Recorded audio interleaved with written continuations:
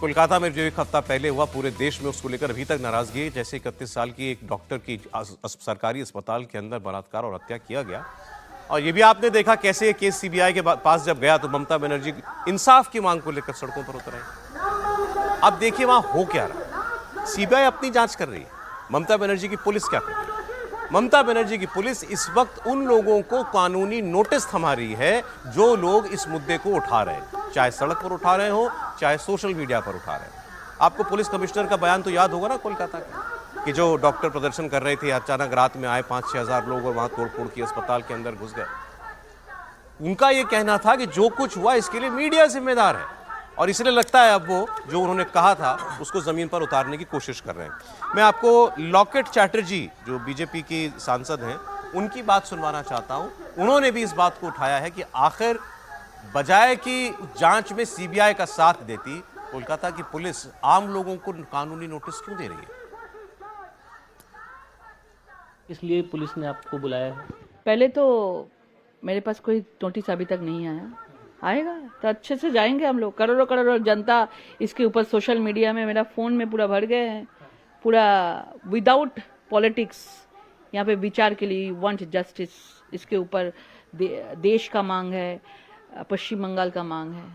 तो अगर कोलकाता पुलिस हमको किस लिए किया, कारण क्या है, जाएंगे। और दूसरा भी बात है, कोलकाता पुलिस का काम क्या ये है, जितना उन्होंने प्रायोरिटी अभी सोशल मीडिया पर जो जो लोग लिख रहे हैं, जनता लिख रहे है, उसके ऊपर देख रहा है, थोड़ा सा इनका इम्पोर्टेंस अगर सीबीआई को मदद करने के लिए दे देते तो जस्टिस तुरंत आ जाते थे।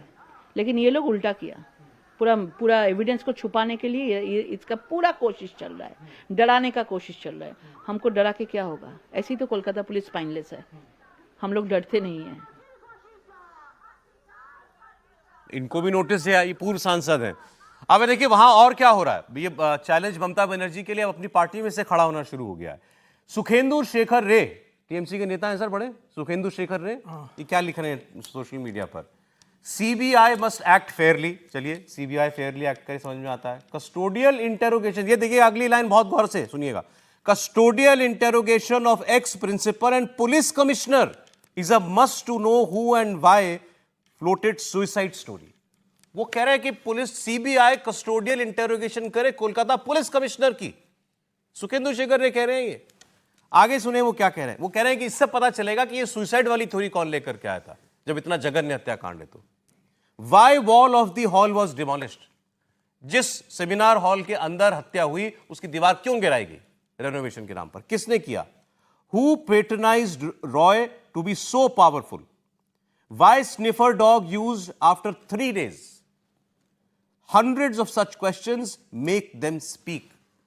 और फिर कुणाल घोष जो है उन्होंने कहा कि ये बड़े नेता हैं, इनको ऐसा नहीं कहना चाहिए था। ये पार्टी के नेता से कि अपनी सरकार से सवाल पूछ रहे हैं इतने सारे, लेकिन ममता सरकार का गुस्सा उन लोगों पर है जो इस हत्याकांड में न्याय चाह रहे हैं या जो सच है, जो तथ्य हैं, उनको उजागर करने की कोशिश कर रहे हैं। आरती जी, देखिए वाकई बहुत ही अनफॉर्चुनेट है कि ममता दीदी जो है एक महिला होने के नाते, एक महिला चीफ मिनिस्टर होने के नाते, जो उन्होंने अपनी ही पुलिस को खुली छूट दी गुंडागर्दी करने के लिए, जो हमने देखा अभी हाल में जो डॉक्टर स्ट्राइक पे, प्रोटेस्ट पे बैठे थे, उनके साथ जो जिस तरह से उनको खदेड़ा गया रात को, जिस तरह से अफरा तफरी मचाई गई, अपना ही अस्पताल का सामान जिस तरह से उन्होंने तोड़ा, जो डैमेज किया पब्लिक प्रॉपर्टी का।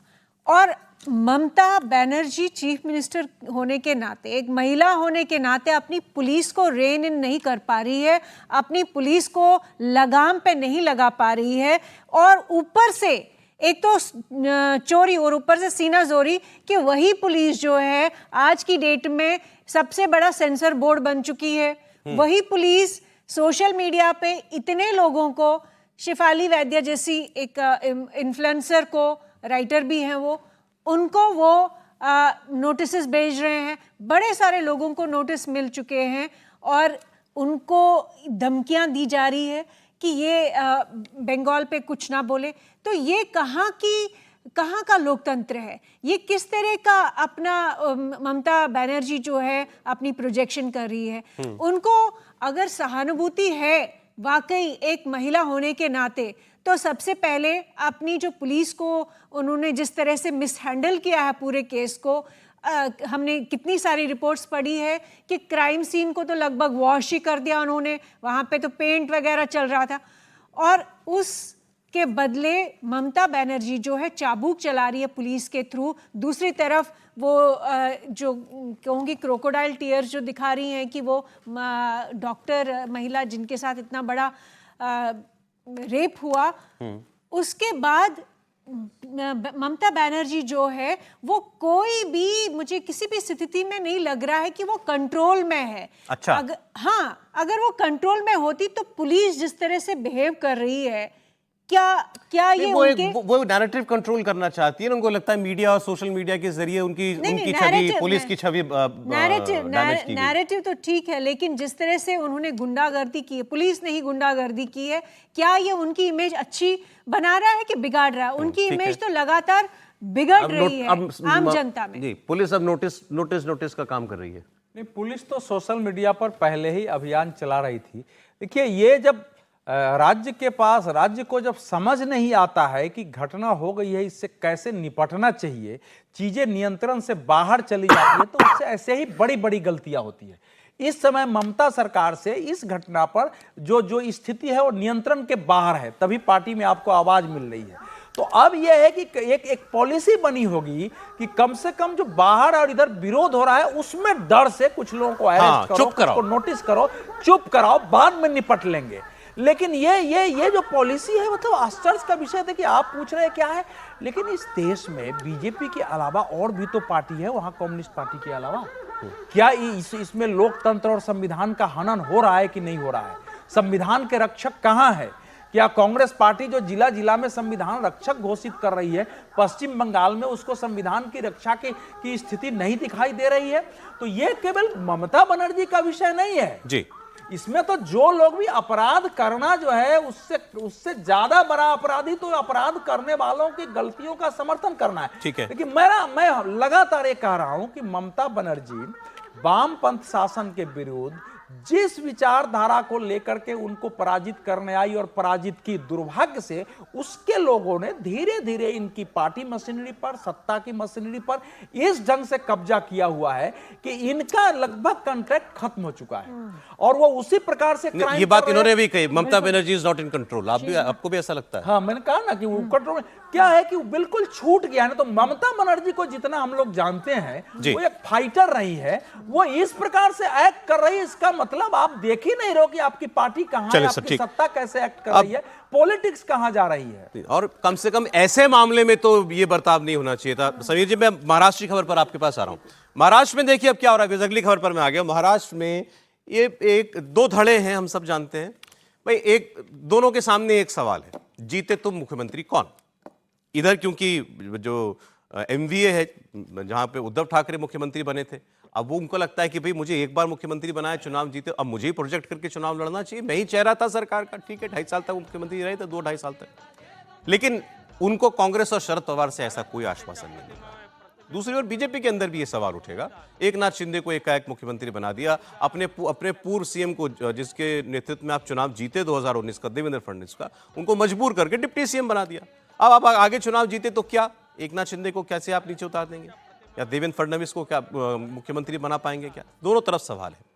लेकिन जो बीजेपी वाला कैंप है, कम से कम उसमें इस बात को लेकर शोर नहीं हो रहा, कोई पब्लिकली इस सवाल को उठा नहीं रहा कि कौन नेतृत्व करेगा, चेहरा कौन होगा। उसमें ये भी एक मतलब सीधी बात है, अभी तो मुख्यमंत्री है एकनाथ शिंदे, तो उनकी लीडरशिप में ही जो है महायुति चुनाव में जाएगी। इधर दूसरी तरफ क्या होगा? पहले ये कोशिश की गई उद्धव ठाकरे की तरफ से कि सबसे मनवा लिया जाए, भाई हम ही चेहरा हैं और कौन। अब पार्टी को जब लगा कि कांग्रेस और शरद पवार नहीं झुक रहे हैं, तो अब उन्होंने पूछना शुरू किया, अच्छा आपके यहां कौन है, आप बता दो। कांग्रेस के यहां आप बता दो, आपके यहां कोई है चेहरा जिसको प्रोजेक्ट करे? शरद पवार के यहां आप बनेंगे क्या? आपके अलावा और कौन बनेगा? मैं आपको संजय राउत की बात बताता हूं। ये संजय राउत कुछ दिनों पहले कह रहे थे, उद्धव ठाकरे नहीं तो और कौन है? कोई उद्धव ठाकरे के अलावा पूरे प्रदेश में नेता जो लोगों के दिल में रहता हो? अब क्या कह रहे हैं, सुनिए। उद्धव ठाकरे जी को आगे आने की जरूरत नहीं। 2019 में भी वो आगे नहीं आए थे। सबने मिलकर उनको मुख्यमंत्री बनाया महाराष्ट्र का, और महाराष्ट्र में 2.5 साल तक बतौर मुख्यमंत्री बहुत ही बेहतरीन कार्य मुख्यमंत्री ने किया। अब बात रही 2024 की, उद्धव ठाकरे जी ने कभी नहीं कहा कि मैं मुख्यमंत्री बनना चाहता हूँ।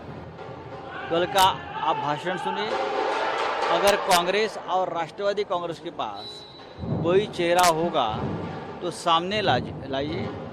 उद्धव ठाकरे जी उस चेहरे को समर्थन देने के लिए तैयार है, लेकिन महाराष्ट्र की जनता के मन में उद्धव ठाकरे है। बदले बदले से सरकार नजर आते हैं सर। सत्ता में सुर बदल गए तो देखिए, उद्धव ठाकरे ने पूरी कोशिश की थी कि उन्हें एमवीए का मुख्यमंत्री का चेहरा बनाया जाए। शरद पवार, नाना पटोले और बाला साहेब थोरात, पृथ्वीराज चौहान जो कांग्रेस के बड़े नेता, ये सब एक पत्रकार वार्ता ले और वहां उद्धव ठाकरे का हाथ ऊंचा किया जाए और कहा जाए कि हमारी तरफ से ये मुख्यमंत्री के होंगे उम्मीदवार। वो उद्धव ठाकरे की इच्छा पूरी होती दिख नहीं रही। उसके लिए वो दिल्ली भी आए थे जब सत्र चल रहा था, सोनिया गांधी से मिले, वो मल्लिकार्जुन खड़गे से मिले, वो राहुल गांधी से मिले, उन्होंने अपनी बात पार्टी के पास रखी। लेकिन न कांग्रेस से न शरद पवार से इस बात का उन्हें पूरा आश्वासन मिला है कि चुनाव के पहले उन्हें मुख्यमंत्री के रूप में प्रोजेक्ट कर चुनाव में गठबंधन जाना चाहता है। अब उद्धव ठाकरे को लग रहा है, तो उद्धव ठाकरे ने दूसरा पासा फेंका। उद्धव ठाकरे ने कहा उस दिन बैठक में कि शरद पवार बता दे उनकी तरफ से कौन मुख्यमंत्री का दावेदार होगा, कांग्रेस बता दे कि उनकी तरफ से कौन मुख्यमंत्री का दावेदार होगा, या शरद पवार और कांग्रेस मिलकर किसी का नाम ले दे, मैं उसका समर्थन कर दूंगा। हाँ, ये बड़ी बात है। देखिए, उद्धव ठाकरे ने इसके पीछे भी एक बड़ी राजनीतिक चतुराई चली। उद्धव ठाकरे जानते हैं कि कांग्रेस के पास कोई चेहरा नहीं है। अशोक चौहान मुख्यमंत्री थे, कांग्रेस के बड़ा चेहरा थे, वो चले गए हैं भारतीय जनता पार्टी के पास। पृथ्वीराज चौहान एक लंबे समय पहले मुख्यमंत्री हुआ करते थे, लोग अब उनको भूल चुके हैं। अब अगर राष्ट्रवादी कांग्रेस की बात करेंगे तो अजित पवार थे, वो ऑलरेडी पार्टी छोड़ सर, चेहरे तो बनाए, आप जानते हैं, चेहरे तो खोज ही लिए जाते हैं। सवाल ये, मुझे क्या लग रहा है कि अब वो अभी तो ये फैसला नहीं हुआ कौन कितनी सीटों पर लड़ेगा, ये सवाल तो उनके सामने तब था ही नहीं, क्योंकि चुनाव के बाद ये गठबंधन। इसलिए उन्होंने दूसरी बात भी बोली। उन्होंने कहा कि ये जरूरी नहीं है कि जिसके ज्यादा सीटें आएंगी वो मुख्यमंत्री बनेगा। उन्होंने उदाहरण दिया कि जब हम भारतीय जनता पार्टी के साथ मिलकर लड़ते थे तो हमें कई सीटें जानबूझ करके हरा दी जाती थी। अगर हम इस रणनीति पर चलेंगे कि जिसकी ज्यादा सीटें आएगी उसका मुख्यमंत्री बनेगा, तो पार्टी एक दूसरे के उम्मीदवारों को हराने की कोशिश करेगी कि उनकी सीटें ज्यादा है, भले ही किसी के सीटें चित भी मेरी, पट भी मेरी। हाँ, अगर लोकप्रिय नेता है तो उसे मुख्यमंत्री बना देंगे। उद्धव ठाकरे जानते हैं कि उनका स्टेक सबसे ज्यादा है, 2.5 साल मुख्यमंत्री रहे, महाराष्ट्र के राजनीति का सबसे बड़ा चेहरा है। लेकिन कांग्रेस को इस बात का भी डर है कि अगर उद्धव ठाकरे के मन के हिसाब से नहीं होगी तो उद्धव ठाकरे के लिए दूसरे दरवाजे भी खुले हुए हैं। देखिए, इस गठबंधन के अंदर शरद पवार तीसरे नंबर की पार्टी है। मैं इस गठबंधन की बात कर रहा हूं। तो अब ये जो सवाल है, बेसिकली ये सवाल कांग्रेस और उद्धव ठाकरे के बीच का सवाल है कि मुख्यमंत्री कौन बनेगा, या अब मुख्यमंत्री का चेहरा कौन बनेगा। अब इसमें ज्यादा मुसीबत में कौन है, फंसा हुआ ज्यादा कौन है, कांग्रेस या उद्धव ठाकरे? नंबर के आधार पर लगता होगा कि शरद पवार तीसरे नंबर के हैं, लेकिन वरिष्ठता के क्रम में, सोच समझ के महाविकास अघाड़ी के बातचीत के क्रम में, और महाविकास अघाड़ी के जन्मदाता शरद पवार है, उन्होंने इसकी नींव डाली, उन्होंने बनाई। और इस समय जो राहुल गांधी के साथ उनका कम्युनिकेशन बढ़ा है, सोनिया गांधी के साथ उनका कम्युनिकेशन बढ़ा हुआ है, तो मुझे लगता है कि अंततः उनकी बात का ही महत्व होगा इसमें। अच्छा, हाँ, वो बात और सबको सोच समझ के करेंगे। उद्धव ठाकरे को भी मुख्यमंत्री बनाने वाले शरद पवार ही है। आखिर संजय राउत सबसे ज्यादा तो उन्हीं के यहाँ जाते थे, समस्या होती थी उन्हीं के यहाँ जाते थे। शरद पवार तो इस समय देश, लेकिन सर कहा तो ये जा रहा है कि शरद पवार जी और कांग्रेस पार्टी मिलकर ही इनको साइड करने में लगे हुए उद्धव ठाकरे को। अरे, शरद पवार को राजनीति का पता है कि उद्धव ठाकरे की बातचीत भाजपा से भी चल रही है, भाजपा भी इनके कॉन्ट्रैक्ट में है। तो वो चीजें ऐसा थोड़े है कि पॉलिटिक्स में जो होती है वो जो एक्टिव है उसको पता नहीं होता है कहाँ क्या हो रहा है, कोई चीज गुप्त थोड़े रहता है। बताइए ना, तो सर हमें तो कहानी बताइए ना पीछे की कुर्सी की। तो सारी बातचीत जो है शरद पवार को पता है, राहुल गांधी को भले पता नहीं हो, लेकिन वहां के स्थानीय नेता जो है, फिर आप हल्के में ले रहे हैं, नाना पटोले फिर हल्के में ले रहे हैं। राहुल गांधी के जो सलाहकार है ना, उसमें वैसे लोग नहीं है जो कांग्रेस की पॉलिटिक्स में लंबे समय रहे हैं। वो जो ultra leftist, ultra socialist Bharat के रहे, एक्टिविस्ट रहे, एनजीओ चलाते रहे, थिंक टैंक रहे हैं, कुछ जर्नलिस्ट रहे हैं, कुछ बाहर के विदेश के लोग हैं, वो सब मिलके उनके इस समय थिंक टैंक बने हुए हैं। तो राहुल जी का जो संपर्क है वो उस प्रकार का नहीं है पार्टी के अंदर की, पार्टी की सारी स्टेट लीडरशिप तो है उनके पास, महाराष्ट्र में स्टेट लीडरशिप है उनके पास। लीडरशिप है, लेकिन स्टेट लीडरशिप में राजनीति में क्या होता है कि नेता को जो बात सही लगे वही बोलो जाके। ये जो बीमारी सभी पार्टियों में है। आपको भी कोई बात करनी, अगर आपने सीधे कहा कि ये गड़बड़ी हो रही है तो समस्या वहां आपकी पैदा हो जाएगी। राहुल गांधी ने साफ नेताओं को कहा हुआ है कि इस समय हमको बीजेपी को हराना है, हमारे साथ जो भी है उसका विरोध नहीं करना है, उसके विरुद्ध नहीं जाना है, उसको साथ में बनाए उनके रखना वो है। तो हमने डिस्कस किया तो ना, ये नाना पॉलिसी है तो उसमें कैसे नाना आपको पटोले बताएंगे ने कि उनकी नाना बात है? पटोले ने जवाब दिया था उद्धव ठाकरे को कि हमारे यहाँ है जो मुख्यमंत्री बन सकता है, तो उनको चुप करा दिया था राहुल गांधी ने। देखिए, शरद पवार बहुत सुलझे हुए राजनेता और उन्हें पता है, शरद पवार तो कांग्रेस से निकल के ही बने, राष्ट्रवादी कांग्रेस तो कांग्रेस से टूटकर बनी है। शरद पवार तो आजीवन कांग्रेसी नेता रहे। शरद पवार जानते हैं कि कांग्रेस और मेरा डीएनए एक ही है। उद्धव ठाकरे का पूरा कभी भी कांग्रेसीकरण नहीं हो सकता। उद्धव ठाकरे और भारतीय जनता पार्टी भगवा रंग में रंगने वाली पार्टियां हैं। उद्धव ठाकरे कब बदल जाएंगे कुछ नहीं कहा जा सकता। उद्धव ठाकरे एक लिमिट तक कांग्रेस के साथ रहेंगे, अपना मूल आधार, अपनी मूल विचारधारा, अपना मूल वोट बैंक छोड़कर वह कांग्रेस के साथ नहीं जाएंगे। यही डर शरद पवार और कांग्रेस को है। हम लोग आपसे चर्चा नहीं होती, हमने दो एक रोज पहले चर्चा की थी भाई, लीडरशिप का सवाल दोनों गठबंधनों में है, कांग्रेस और बीजेपी दोनों के सामने है। बिल्कुल बिल्कुल। देखिए, समीर जी ने कहा कि ये अपनी विचारधारा वापस जाएंगे, अपनी विचारधारा में, विचारधारा इनके लिए इम्पोर्टेंट है। अगर ये बात होती तो वो पहले ही बीजेपी को ना छोड़ के एनसीपी और कांग्रेस के साथ मिल गए, वो नहीं होता। लेकिन मुझे लगता है एक सबसे इम्पॉर्टेंट इशू चीफ मिनिस्टरशिप का ही रहेगा उद्धव ठाकरे के लिए। अगर शरद पवार उनको चीफ मिनिस्टर बनाने वाले थे और अब वही शरद पवार उनको चीफ मिनिस्टर नहीं बनने देंगे, तो फिर उनके पास ऑप्शंस क्या है? वो अपनी विचारधारा में वापस जाएंगे, बिल्कुल वो एक अब उनकी जिद है, अब मैं एक बार मुख्यमंत्री बन गया तो मैं मुख्यमंत्री ही बनूंगा, चाहे तुम बना दो चाहे पूनम, ये बात है ना सर? बिल्कुल, एग्जैक्टली। तो बिल्कुल वो उसी मानसिकता में है कि भाई मुख्यमंत्री मैं था, मुख्यमंत्री मुझे ही होना चाहिए, मेरे को लाके ही हमने तोड़ा, महाविकास अघाड़ी बनाई। आपने तोड़ा बोला तो मुझे फिर पुल याद आ गया बेचारा, फिर अब जाना पड़ेगा पुल पे। देखिए, खबर ये, इस पर ज्यादा बात करनी थी लेकिन हम लोग पॉलिटिकल बात ज्यादा करते रह गए। दिखाई साहब पुल दिखाइए, औरंगाबाद का पुल, बिहार का पुल। मैंने आपसे कहा था ना कितने पुल गिरे, अब तो इसकी गिनती खत्म कर दी हमने। ये देखिए सामने, और से देखिएगा अभी 1 2, ये पुल बांधने की कोशिश की गई थी जी हाँ, और यही पुल जो है धराशायी हो गया। इसके कहाँ बीच में बना है, कितने हिस्से कहाँ हैं सब, ये 9 साल से बन रहा पुल है, 9 साल से।